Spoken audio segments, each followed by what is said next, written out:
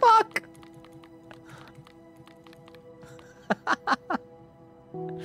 To je skvělý, ty vole. Až tak daleko jdou, to je perfektní.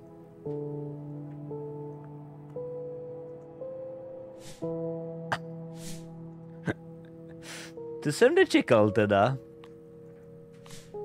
Tak si to dáme znova, čete. There is never end end. To je hra ve hře, ve hře. Hele, tam skip, ty vole. Stanley worked for a company in a big building where he was employee number 427. Employee number 427's job was simple. He sat at his desk in room 427 and he pushed buttons on a keyboard. Orders came to him through a monitor on his desk, telling him what buttons to push, how long to push them, and in what order. This is what employee 427...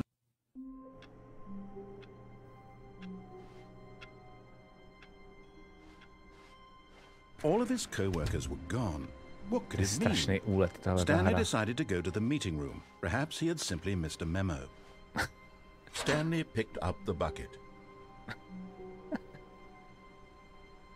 Bože.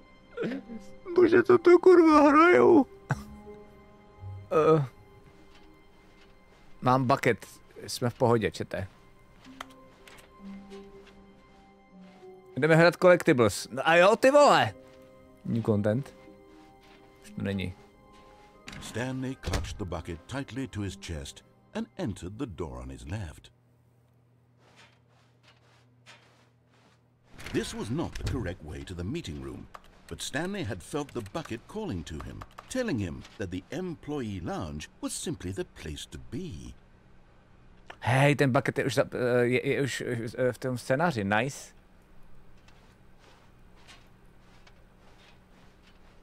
And here it was. Had the bucket turned out to be correct? Was this better than the meeting room? Yes, Stanley thought to himself. Yes, perhaps it truly was.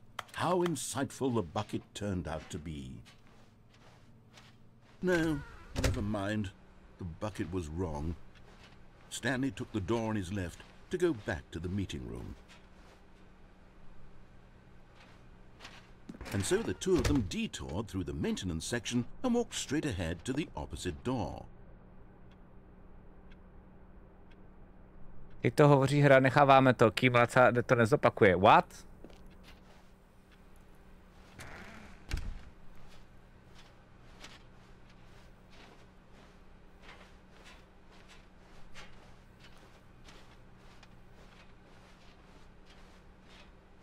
Still no one was here. Stanley needed the bucket's warmth and comfort now more than ever. Perhaps his boss's office was where he'd find answers. Coming to a staircase, Stanley and the bucket walked upstairs to the boss's office. Všude bucket jenom, okay. Co tady? Něco novýho? Collectibles. Stepping into his manager's office, Stanley was once again stunned to discover not an indication of any human life. Crushed by the weight of this revelation, Stanley may have broken down into an emotional dumpster fire if not for the soothing presence of the bucket. Even now, in his darkest of hours, did the bucket's warmth and guiding light pierce the dark clouds of confusion and chaos. Okay. It would be with him, always. The bucket would. And he knew it. The two of them were inseparable. At this point, Stanley was so absorbed in the tender spiritual connection he shared with the bucket that he didn't notice the keypad behind the boss's desk. Nor in his bliss of simply being near the bucket did he have any notion that the PIN number for the keypad was 2845. OK, mě si taky hezký imkač, taky. OK, já to tady asi nechám, čete. Tady mi to jako přijde jako... To je docela hustý, že ta hra vlastně jako nemá konec, že jo? Ono vás to donutí... Stanley just sat around twiddling his thumbs. Trying to input anything on the device was useless, since he could never possibly know that the combination was vlastně, co by se dalo reálně dělat, je... The sequel is now paused. Že bych to celý musel projít znova. Jestli to správně chápu. Michal Medvídku, čau, vítám tě tady. Vítám tě v megakorporaci, když tak vykřičník MK do chatu a dozvíš se víc tady o tom channelu a o mně. Děkuju moc za důvěru.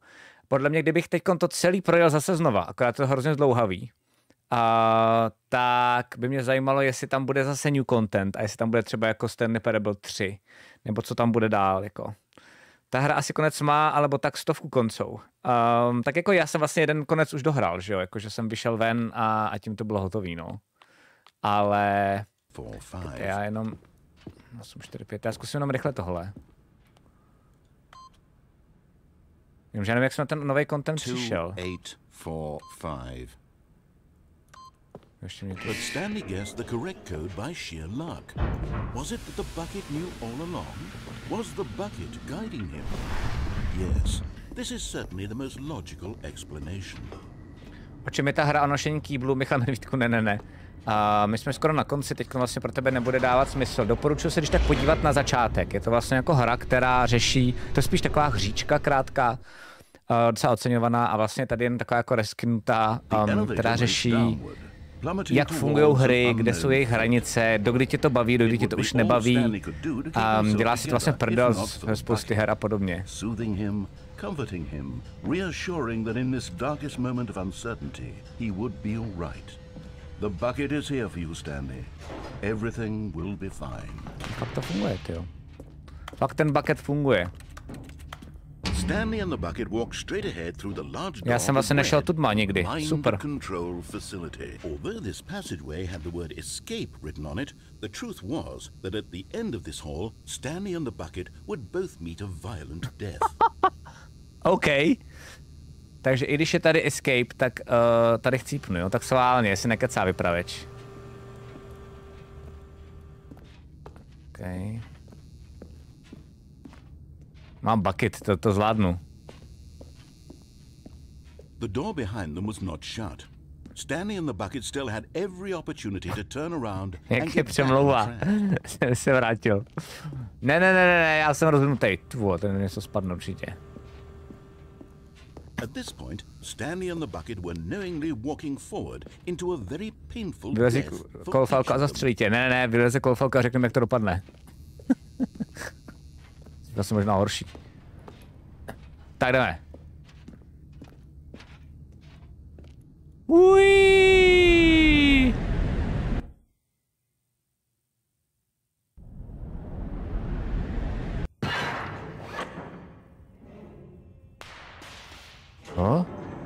To jsem, tady jsem ještě nebyl.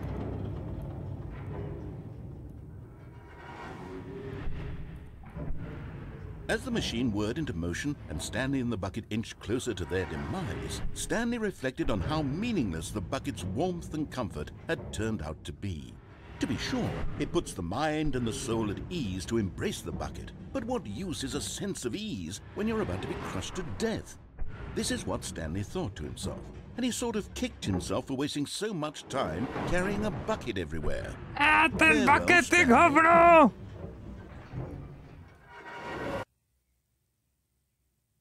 Farewell, Stanley, cried the narrator, as Stanley and the bucket were led helplessly into the enormous metal jaws.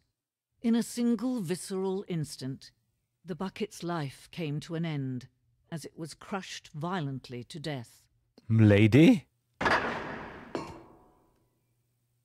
What the fuck?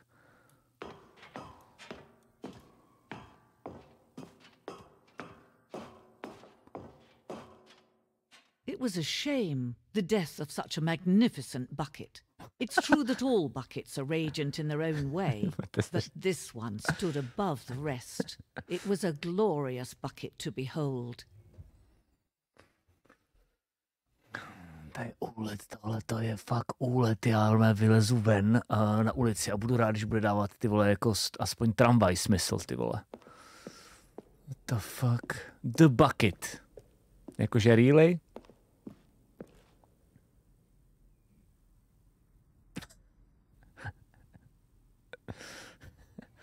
Vem sebou kýbl.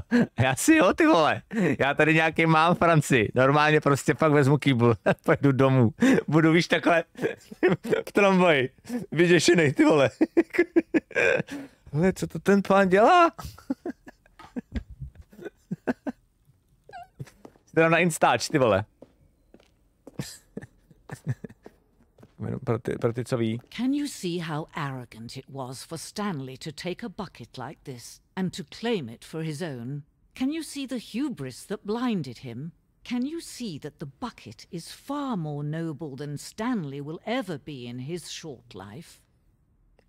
A bez řečí ti obejmout ženu a děti s kýblem v ruce a nic nevysvětluj. OK. Vy opravdu chcete, abych streamoval každý den, protože přijdu o rodinu, že jo? Úplně vím, jak vlezeš ven a někdo na tebe mrkne a řekne Stanley Parabel? Ty vole, to by bylo cool, čelouši. To by bylo fakt cool.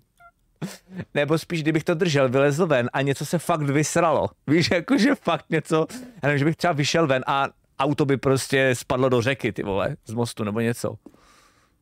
A to je skvělý obraz. 25 buckets. Cool.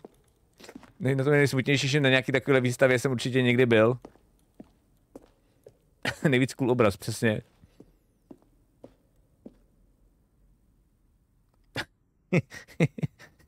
To jsou udělaný jako Leonardo da Vinci, ty vole. To je fakt kokoti. To je skvělý. A mě by zajímalo, co by tady bylo za výstavu, když bych neměl s sebou ten bucket.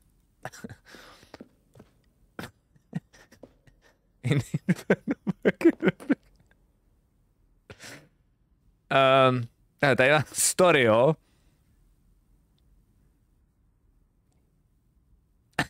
Se mlátili národy o tohle. Bilion lidí umřelo kvůli tomu bucket.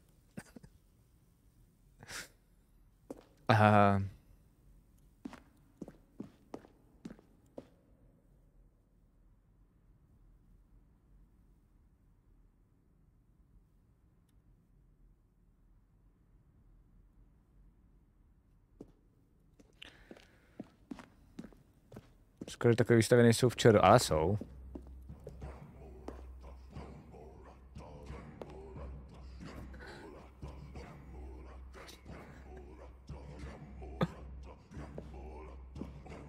K-drawing.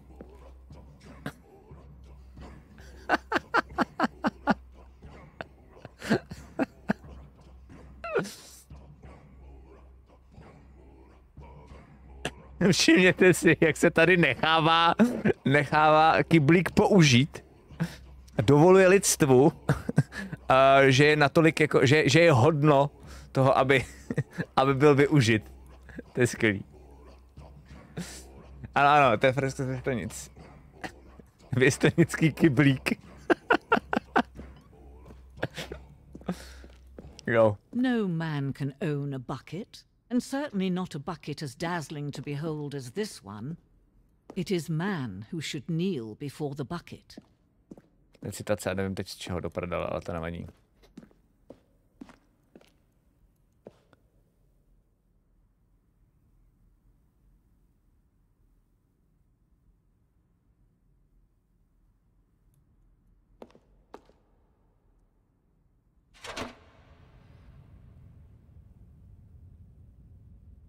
But there is something we can do. Something we can do together, you and I, that will right this terrible wrong. Let Stanley die. Let him be crushed by the machine. Don't reset the game. Don't give him another opportunity to run off with another beautiful bucket. We can save the world's buckets from their treatment as tools and implements if only we let Stanley die. Zabijme Stanleyho, aby nám už neutekl s dalším kyblíkem! As leader, as commander of a new world, a new vision.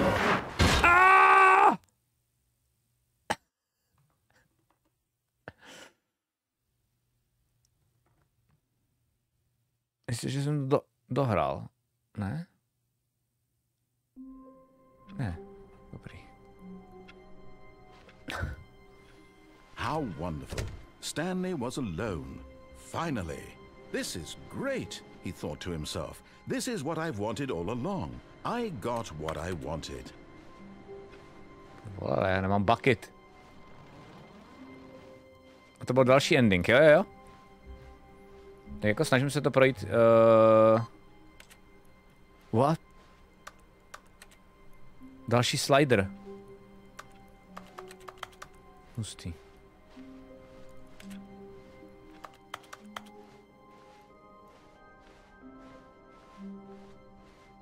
When Stanley came to a set of 2 open doors, this was not the correct way to the meeting room, and Stanley knew it perfectly well.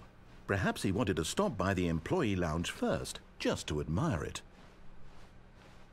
The lounge was grand. majestic. Přišel ten nový content. Perhaps too, but eager to get back to My bych chtěl business, s novým contentem jít do nového Stanley contentu, ale myslím, že tady už took the jako first skoro door svůj projekt týčete.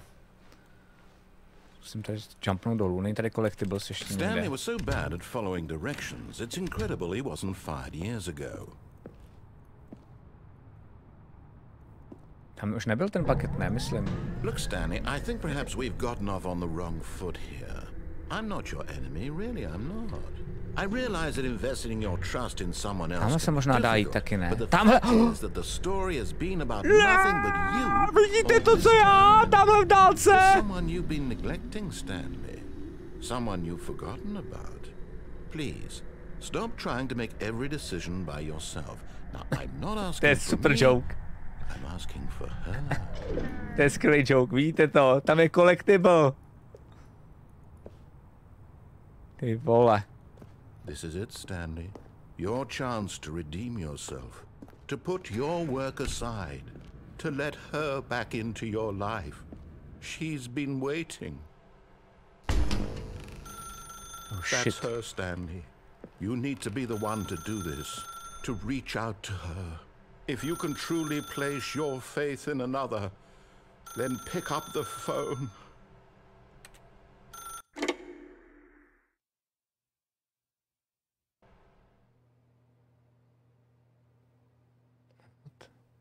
Oh, Stanley, is that you? Hold on, sweetie. Sorry to keep you waiting. I'm just pulling the bread out of the oven. All right. Okay, there we go. All right, now, I want you to come in and tell me all about your day. Gotcha. Oh, come on.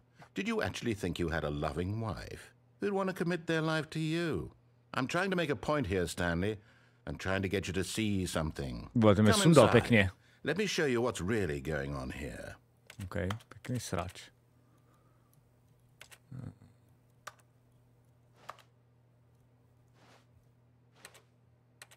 What?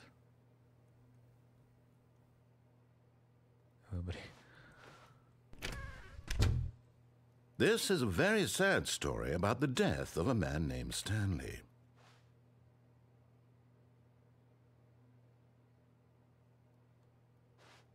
OK. Stanley is quite a boring fellow. He has a job that demands nothing of him, and every button that he pushes is a reminder of the inconsequential nature of his existence. Teď jsem jako ten Stanley, že jo? OK. Look at him there, pushing buttons, doing exactly what he's told to do. To je zmrt. Now he's pushing a button. Now he's eating lunch. Now he's going home. Now he's coming back to work. One might even feel sorry for him, except that he's chosen this life. No jo, no. But in his mind, he can go on fantastic adventures. From behind his desk, Stanley dreamed of wild expeditions into the unknown, fantastic discoveries of new lands. It was wonderful. And each day that he returned to work was a reminder that none of it would ever happen to him. Bé.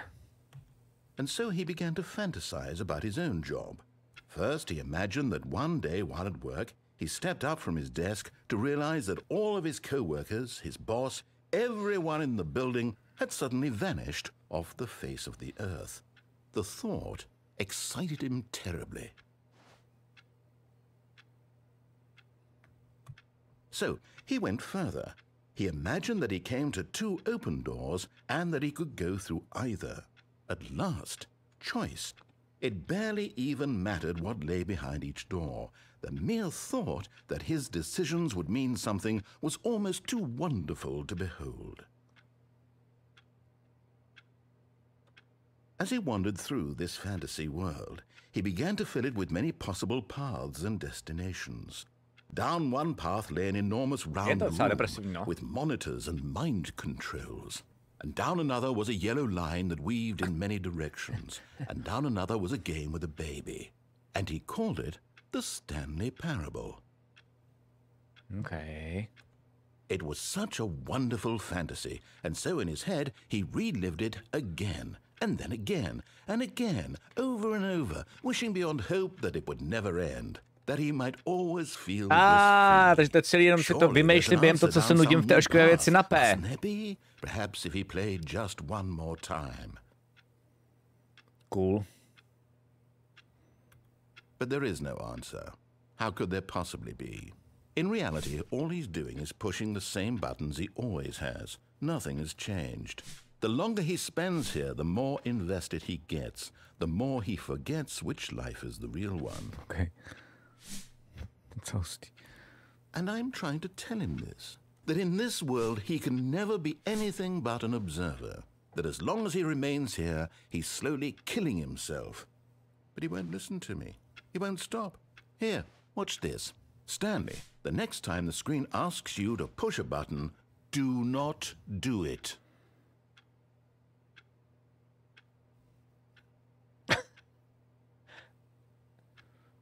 Jako pokud by jeho P byla dobře pracená, asi bych to vydržel, ale tohle je depresivní. To já teda asi ne. Schválně. Push the button. Push the button. Okay. You see? Can he just not hear me? How can I tell him in a way that he'll understand that every second he remains here, he's electing to kill himself? How can I get him to see what I see? How can I make him look at himself? I suppose I can't, not in the way I want him to. But I don't make the rules. I simply play to my intended purpose, the same as Stanley. We're not so different, I suppose. I'll try once more to convey all this to him. I'm compelled to. I must. Okay, perhaps, well, maybe this time he'll see. Maybe this time. And I tried again, and Stanley pushed a button. And I tried again, and Stanley pushed a button. Please die. And I tried.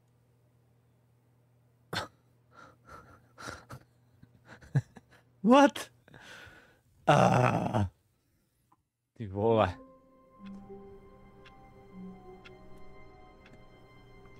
Takže to byla to byl taky asi konec, ne? Would you so kindly? Já už vím, co to znamená, helpo. OK. Čete, já mám asi dneska dost. Myslím si, že tady to asi stačí. A tady tu hru opustíme. Ona jakoby, je to takováhle hříčka, kde ještě pár jako dalších asi možná konců, asi bych tam mohl možná někde ještě pořád lítat s tím kyblíčkem. A je to teď Stanley Parabel 2. Jediné, co ještě udělám je, jsem totiž slíbil Tomášovi Števové. To ještě jednou zapnul, jo.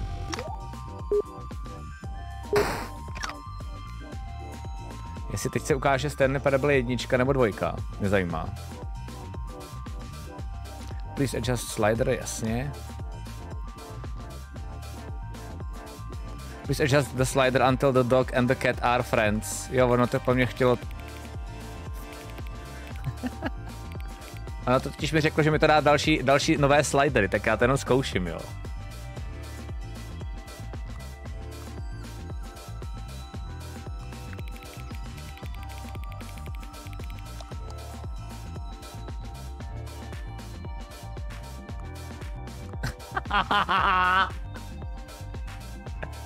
Tohle někam použiju, čete. Tohle je dokonalost. Tohle je brilantní nonsensová, do sebe zakousnutá dokonalost.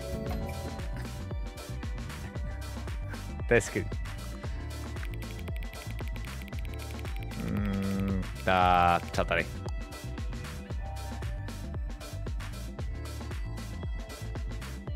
Co se vám líbí? Otsubionkal anebo Skrumtuš? Otsubionkal je mnohem lepší. Tak takhle asi, tak plus minus.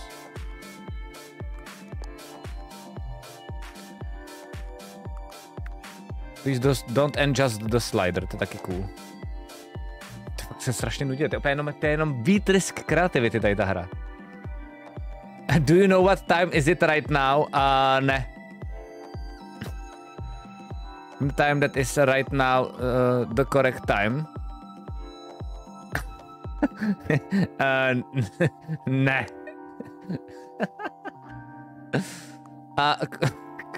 What is time anyway? Co je konec konců čas? Ano.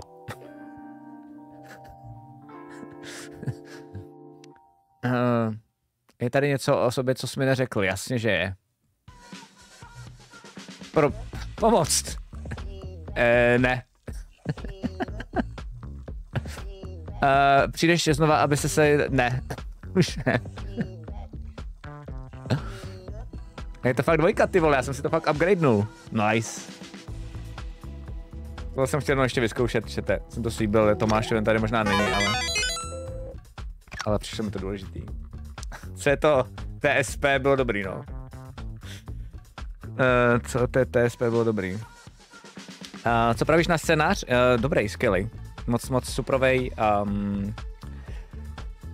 Asi co nejvíc na tom upřímně cením je, že je tak akorát zamotaný, že během toho prvního průchodu tam jsem měl takovou jako jednu chviličku, kdy už jsem si říkal, už mi to malinko padá, už to malinko nebaví a některé věci se tam potom začaly trošičku opakovat. Takový to je jako, že vám řekne nedělej tohle a vy to furt děláte dokola, abyste věděli, kam ta hra vlastně vám dovolí až dál, jestli na to ještě bude reagovat nebo ne.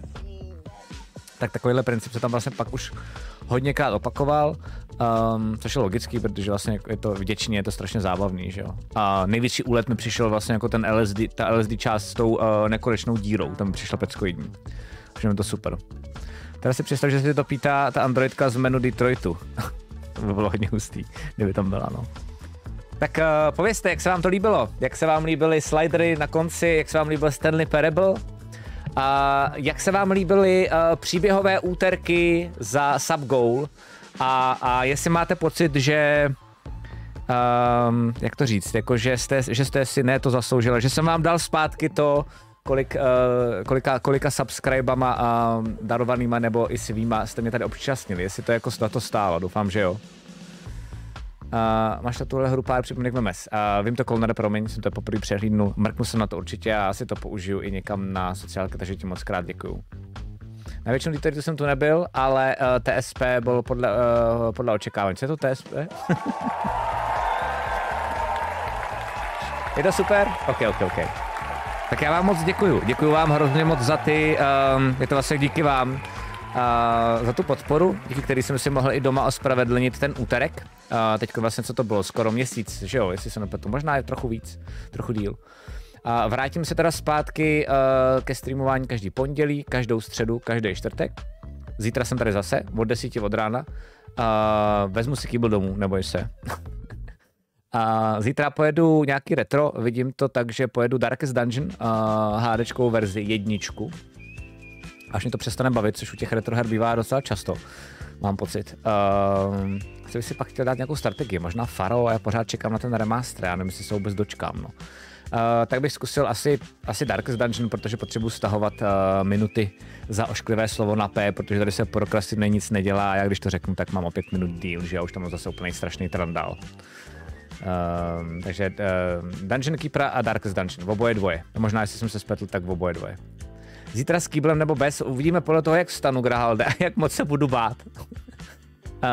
Tak si ten Nordgard, když chceš strategii. Já myslel spíš, Juraj, jako starou strategii, víš, jako že bych si dal... Takže mě vlastně docela dost mě bavil nějakého 7. levelu, pak už byl docela těžký, ale ten Cezar. Takže spíš po něčem takovýmhle teď toužím, si myslím.